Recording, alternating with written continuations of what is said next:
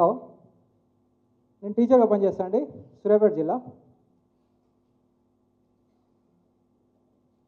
Okay sir, ఈరోజు మనం జరుపుకుంటున్న గొల్లగట్టు సాంస్కృతిక చరిత్ర. ఇప్పటి వరకు గొల్లగట్టు చరిత్ర అనేది సూర్యాపేట జిల్లాకే పరిమితమై ఉండే, కానీ ఇప్పటి నుంచి రాష్ట్ర వ్యాప్తం దక్షిణ తెలంగాణ ప్రాంతానికి వ్యాపిస్తుంది. ఈ జాతరతోనే అది అందరి సహకారం ఉండాలి, ఒక్కరి సహకారం కాదు. ఇక్కడికి వచ్చిన వివిధ జిల్లాల నుంచి వచ్చారు, అందరి సహకారంతో దీన్ని దేశవ్యాప్తంగా ఒక కల్చర్ని మన యాదవుల తరఫున మనం ప్రచారం చేసుకోవాలి. సార్, వాస్తవానికి ఈ రోజుల్లో మనం చాలామందిని చూస్తున్నాం, ఒక రాజ్యాంగం పుస్తకం పట్టుకొని చాలామంది ఈ బుక్ ఇంపార్టెంట్, ఈ బుక్ని ఫాలో కావాలి, ఈ బుక్ని కాపాడుకోవాలి, మన రాజ్యాంగాన్ని కాపాడుకోవాలని అందరూ చెప్తుంటారు. మరి చెప్తుంటే ఎందుకు ఇంట్రెస్ట్ చూపిస్తారు పబ్లిక్? కామన్గా ఒక వ్యక్తి వచ్చి దీన్ని మనం కాపాడుకోవాలంటే ఎందుకు పట్టించుకోరు. దానికి లింకప్ ఏంటంటే, చరిత్ర మీద అవగాహన ఉన్న వాళ్ళు రాజ్యాంగాన్ని పట్టించుకుంటారు, ఎక్కువ ఇంపార్టెంట్ ఇస్తారు.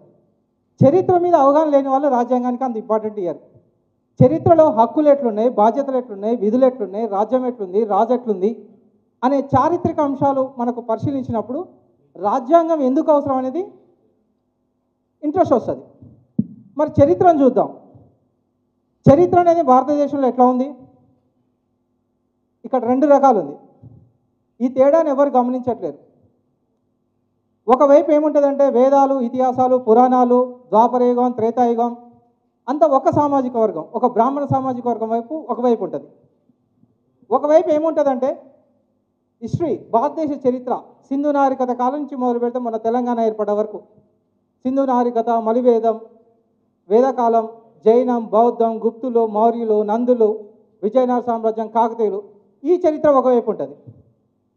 ఈ రెండు రకాల చరిత్రలు ఏమవుతుందంటే కొన్ని వాస్తవాలను అబద్ధంగా చూపడం ఇటువైపు జరుగుతుంది. ఉదాహరణకు మీకు ఒక చరిత్ర, యూనివర్సిటీ పిల్లలు కాబట్టి మీరు ఏ చరిత్ర పుస్తకమైనా చూడండి, ఆ చరిత్ర పుస్తకంలో మీరు జైన మతం టాపిక్ రాగానే ఒక టాపిక్ ఉంటుంది. అక్కడ ఏముంటుందంటే వైదిక మతానికి, భారతదేశంలో వైదిక మతానికి వ్యతిరేకంగా ఏర్పడ్డ మతాలు ఎన్ని ఉన్నాయంటే 62 మతాలు ఉంటాయి. ఈ 62 మతాల్లో అతి ముఖ్యమైనవి ఏంటంటే బౌద్ధం, జైనం, భాగవతం. ఇది ప్రతి పుస్తకంలో ఉంటుందండి, కానీ ఇది ఎవరు క్యాచ్ చేయట్లేరు, ఎవరు మాట్లాడట్లేరు, అసలు ఆ టాపిక్ తీసుకోవట్లేరు. మరి జైనం అంటే తెలుసు, బౌద్ధం అంటే తెలుసు, భాగవత మతం అంటే ఏంది ప్రతి చరిత్ర పుస్తకంలో ఉంది. ఈ భాగవత మతాన్ని ఏర్పాటు చేసింది ఎవరు? శ్రీకృష్ణుడు. డైరెక్ట్ ఉంటుంది ఆ పుస్తకంలో, ప్రతి పుస్తకంలో ఉంటుంది. శ్రీకృష్ణుని సిద్ధాంతం ఏంది? భాగవత ఇజాన్ని వ్యాప్తి చేయడం. ఈ భాగవత మతం ప్రకారం 5 దేవుళ్ళనే పూజించాలి. వాళ్ళు ఎవరంటే యాదవ వీరులు, అనిరుద్ధు, ప్రద్యుమ్న, సాంబ, బలరాముడు, శ్రీకృష్ణుడు. ఈ 5 దేవులను మాత్రమే పూజించాలి. దీన్ని ఏమంటారంటే పంచరత్న విధానం అని అంటారు. ఈ పంచరత్న విధానం అని ఆయన అప్పుడు స్టార్ట్ చేస్తే కాలక్రమేణా ఏం జరిగిందంటే ఒక మోసం జరిగింది.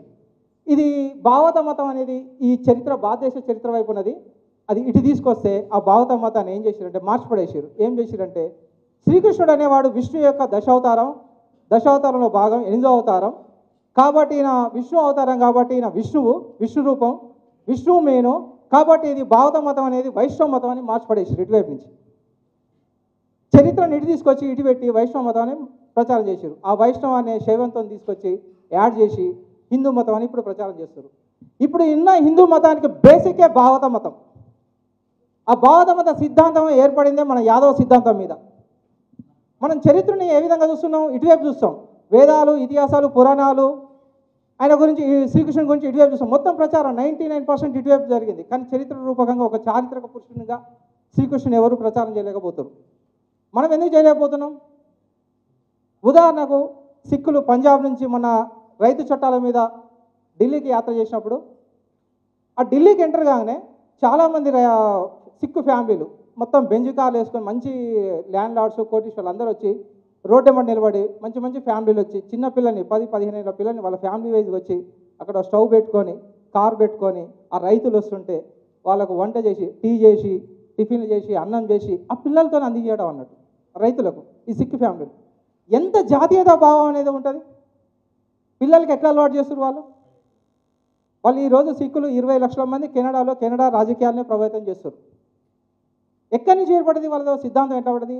వాళ్ళు ఏం చేసిరంటే గురునానక్ అనే సిద్ధాంతం మీదనే ఒక సిద్ధాంతాన్ని ఏర్పాటు చేసుకుని, ఆ సిద్ధాంతం మీదనే ఒక 10 మంది గురువులు, సిక్కు గురువులు ఏర్పాటు చేసుకుని దాన్ని పకడ్బందీగా ఏర్పాటు చేశారు. ఈరోజు భారతదేశంలో ఒక గుర్తించదగ్గ ఒక జాతిగా గుర్తించబడింది. మరి అందరికంటే, క్రిస్టియానిటీ కంటే, బౌద్ధిజం కంటే, జైనం కంటే, ఇస్లాం కంటే అన్నిటికంటే ముందు ఏర్పడింది కదా భావతీజం. మనం ఎందుకు ఏర్పాటు చేసుకోలేకపోతున్నాం? మనకు ఎందుకు అవగాహన రావట్లే? చిన్న ఎగ్జాంపుల్ అండి. కొంతమంది యువకులు ఈ మధ్య వాట్సాప్లలో మాట్లాడుతుంటే అయోధ్య రామాలయం పోవాలి, అయోధ్య అని మాట్లాడుతుంటారు మన యాదవులే. ఇక్కడ కొమరవెల్లిలో ఏం నష్టం జరుగుతుందో ఆలోచించకుండా మనం అయోధ్య రామాలయం గురించి ఆలోచిస్తున్నాం. ఎందుకు మనకి ఈ ఆలోచన ఇంత డైవర్ట్ ఎందుకు అవుతున్నాం? మనం మల్లన్న దేవుడు అని మన ఒగ్గు పూజారులు మల్లన్న రూపం ఏంది, మల్లన్న ఏం చేసిండు, మల్లన్న పెళ్లి చేసుకుంటూ ఎక్కడ తిరిగిండు, ఎక్కడ గొర్రెలు కాసిండు, ప్రతిదీ ఒగ్గు పూజారులు చెప్తారు. కానీ అదే మల్లన్న దేవుడు ఇటు వస్తే ఇటువైపు ఏం చెప్తారు? ఈ చరిత్రకారులు ఈయన శివుని రూపం అని చెప్తారు. చరిత్రను మార్చిపడేస్తారు. ఒక చారిత్రక పురుషుని తీసుకొచ్చి ఇటు చరిత్ర పెట్టి అతన్ని ఒక దైవత్వం ఆపాదించి ఈయన శివుడు అని పెడతారు. ఇది ఒకటే కాదు, ఇంకొకటి ఏంటంటే మన లింగమంతుల స్వామికి కూడా ఇటువైపు లింగమంతుల స్వామి అనేది చారిత్రక పురుషుడు, మళ్ళీ ఇటు వచ్చి ఏం చేస్తారంటే శివుడు అంటారు. ప్రతి సాంస్కృతిక విధ్వంసం అనేది మన దాంట్లో చాలా జరుగుతుంది, అత్యధికంగా జరుగుతుంది. మనం ఇది గమనించట్లేదు. ఎందుకంటే మనకు ఒక మైకం ఎక్కింది. ఎంతసేపు రాజకీయ పదవులు, రాజకీయం. ఆ రాజకీయం వచ్చింది లేదు, చేసింది లేదు, పెద్ద పదవులు వచ్చి చేసింది లేదు. ఒకవేళ ఇప్పటి వరకు వచ్చిన రాజకీయ నాయకులు ఏమైనా కులానికి ఏమైనా చేసిరా? ఒక్కటి చెప్పండి, కులానికి ఒక్కటి చేసింది. ఈ 70 ఏళ్ళలో ఒక రాజకీయ నాయకుడు ఏమైనా చేసిండు ఆ కులానికి? అయినా కానీ మనం మెంటల్గా మొత్తం దాని కిందనే ఆధారపడి ఉన్నాం. మరి లింగమంతుల స్వామి చరిత్ర, లింగమంతుల స్వామి 5 నిమిషాలు లింగమంతుల స్వామి గురించి చెప్తా. మేము వాస్తవానికి ఒక టీంగా ఏర్పడామండి. సూర్యాపేట జిల్లాలో ఒక 15 నుంచి 20 మంది ఎంప్లాయీస్ ఉంటాం. పక్కన పెద్దగట్టు ఉంటుంది, కింద పాలశల్య గుట్ట ఉంటుంది. ప్రజెంట్ ఇప్పుడు పాలశల్య గుట్ట మీద జాతర జరుగుతుంది. పెద్దగట్టు మీద మేము పోయి దాదాపు 3 టైమ్స్ 3 రోజులు మేము అక్కడ ఎక్కి చూసాం అన్నట్టు. ఏంది చరిత్ర, ఏంది కథ, అసలు లింగమంతుల స్వామి జాతర ఇక్కడే జరుగుతుంది అంటారని చూస్తే అక్కడ మాకు పురాతనమైన ఒక 2 గుళ్ళు కనపడ్డాయి. అవి ఇప్పటి కావు. చోళ చాళుక్య యాదవ రాజులు, చోళ చాళుక్య సామంత యాదవ రాజుల కాలంని అని ఇప్పుడు వచ్చే చరిత్ర పుస్తకాల్లో ప్రతి పుస్తకం ఉంటుందండి. ఆ ప్రాంతంలో ఒక గిరిదుర్గం ఏర్పడ్డది. ఇట్లా లింగమంతుల స్వామి గుడి ఉంటుంది, చౌడమ్మ దేవాలయం ఉంటుందని ఉన్నది. ఆ ప్రాంతానికి దురాజ్పల్లి అనే పేరుంది. దురాజ్పల్లి పేరు ఎట్లా వచ్చిందంటే ధ్రువుడు అనే రాజు, రాష్ట్రకూట రాజైన ధ్రువుడు అనే రాజు అక్కడ పరిపాలించడం వల్ల ఆయన పేరు మీద దురాజ్పల్లి అనే పేరుగా వచ్చింది. అయితే ఈ ధ్రువుడికి చరిత్రలో ఏం పేరు ఉంది, ఏం బిరుదులు అంటే వల్లభ, శ్రీ వల్లభ అనే బిరుదులు ఉన్నాయి. ఆ వల్లభ అనే పేరు మీదనే పక్కనే వల్లభాపురం అనే గ్రామం కూడా ఏర్పడింది. ఇటీవల మేము ఆర్కియాలజీ డిపార్ట్మెంట్ పోయినాం. ఈ తిరుపతి గారు, నేను, ఆ తోట శ్రీనివాస్ గారు అందరం కలిసి ఆర్కియాలజీ డిపార్ట్మెంట్ మీద మాకు ఒక శాసనం దొరికింది అక్కడ, ఒక పుస్తకంలో. ఏం శాసనం అంటే సూర్యాపేట పక్కన 15 కిలోమీటర్ల దూరంలో పాతాలపాడులో ఒక శాసనం దొరికింది. ఏం శాసనం అంటే మల్లిదేవ మహారాజు అనే ఒక శాసనం వేయించండి. యాదవరాజు, రాష్ట్రకూట యాదవ క్షత్రియ తెగకు చెందినవాడని ఒక శాసనం ఏర్పడింది. ఆ ప్రాంతానికి ఆ మలిదేవ రాజు అక్కడ పరిపాలించిండు. అలాగే సారంగపాణి దేవరావు మహారాజు అని దేవగిరి యాదవరాజులకు సంబంధించిన సింగన్న కుమారుడు పానగల్లును దురాజ్పల్లిని కేంద్రంగా చేసుకొని పరిపాలించడం జరిగింది. ఒక చారిత్రక ఆధారాలు ఇన్నున్నాయనండి. కానీ ఇప్పటికీ ఏ మీడియాలో కూడా ఇలాంటివి ప్రకటించారు అన్నారు, చూపించారు. నిన్న కాకుండా మన సారు పరంధాములు, అచ్చావులు పరంధాములు అని సీనియరు మొట్టమొదటి అక్కడ పరిశోధన చేసింది సారు జ్యోతి కార్యాలయం పోయి నా దగ్గర ఒక ఆర్టికల్ ఉంది సార్, మీరు పెద్దగడ్డ గురించి చరిత్ర గురించి రాయండి సార్ అంటే, బట్ తెలివిగా ఏం చేసిండంటే యాదవ్ అనే పదం మొత్తం ఎక్కడ కూడా కనపడకుండా ఆర్టికల్ వేసిండు. అంత కళ్ళు పెట్టిన తీవ్రాలు ఉన్నారు మన మీద. మరి ఇంతవరకు మీరు ఇప్పుడు ఒక ఎల్లో డ్రెస్ వేసుకొని ఇంతవరకు ఇక్కడ ఒక ప్రోగ్రాం చేశారు. అసలు వాళ్ళు ఎవరు, వాళ్ళ చరిత్ర ఏంది, వాళ్ళు ఎక్కడి నుంచి వచ్చారు అనేది దాదాపు ఎవరికి తెలియదండి. వీళ్ళ చరిత్ర కాటంరాజు రాజ్యంలో భక్తిరన్ అనే అతను తనకున్న 8 మంది శిష్యులతో 8 ఆశ్రిత కులాలను ఏర్పాటు చేసిండు. ఆ 8 ఆశ్రిత కులాల్లో ఒక కులం బైకాని, తెరచీరల బైకాని వారు, ఒకరు గంగిరెద్దుల వారు, ఒకరు మందెచ్చుల వారు, ఒకరు కొమ్ముల వారు. అక్కడి నుంచి ఏర్పడ్డ ఈ కులం ఏం చేసిందంటే సూర్యాపేట దక్షిణ తెలంగాణ ప్రాంతంలో ప్రతి ఊర్లో గంగమ్మ కానీ, లింగమంతుల స్వామి కానీ, చౌడమ్మ కానీ, ఎలమంచ జాతరలు కానీ వీళ్ళు పూజారులుగా ఉంటూ అప్పటి చరిత్రను, కాటమరాజు రాజ్యానికి సంబంధించిన చరిత్రను కథలుగా చెప్పుకుంటూ ప్రచారం చేస్తూ పూజారులుగా ఇప్పటికీ అదే జీవన ఆధారంతోనే బతుకుతున్నారు వాళ్ళు. వీళ్ళు మనకు ఒక ఆశ్రిత కులం. వాస్తవానికి వీళ్ళని ఏమనాలంటే ఆధ్యాత్మిక గురువులుగా మనం చెప్పుకోవాలి వాళ్ళని. మనకు ఒక ఆధ్యాత్మిక గురువులు అన్నట్టు. వాళ్ళ దగ్గర మనకు తెలియని విషయాలు చాలా ఉంటాయి, కానీ మనం అడగం. రీసెంట్గా మా స్కూల్ దగ్గర మందెచ్చి వాళ్ళు, మా ఫ్యామిలీలు చాలా ఉంటాయి. ఆ మందెచ్చి వాళ్ళ దగ్గరికి నేను వెళ్తే కలిస్తే ఏమైందంటే వాళ్ళ దగ్గర ఒక రాగి శాస్త్రం ఉంది. 900 సంవత్సరాల క్రితం నుంచి రాగి శాస్త్రం ఉంది వాళ్ళ దగ్గర. అది కాటమరాజు రాజ్యం దగ్గర వాళ్ళకి ఇచ్చిన ఒక హక్కుదారుకు సంబంధించిన ఒక రాగి శాస్త్రం అన్నట్టు. వాళ్ళు కూడా ఎప్పుడు కాటమరాజు రాజ్యం చరిత్ర గురించే చెప్పుకుంటూ బతుకుతుంటారు. కానీ ఇప్పుడు వాళ్ళ పరిస్థితి ఏంటంటే వాళ్ళ క్యాస్ట్ సర్టిఫికేట్ లేదండి ఇంతవరకు. వాళ్ళు ఎస్సీ కింద బుడుగ జంగాల క్యాస్ట్ పేరుతో సర్టిఫికేట్ తీసుకుంటారు. ఇన్ని సంఘాలు ఉన్నాయి, కనీసం మన కులాలు ఇలాంటి విషయాలు పట్టించుకోరు అన్నట్టు.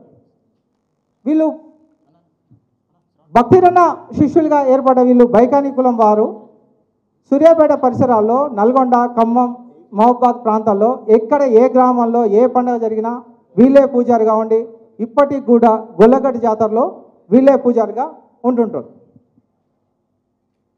ఓకే సార్, ఇంకా చెప్పాలంటే టైం ఎక్కువ ఉంది కానీ ఒక్క నిమిషం చెప్పి బంద్ చేస్తా.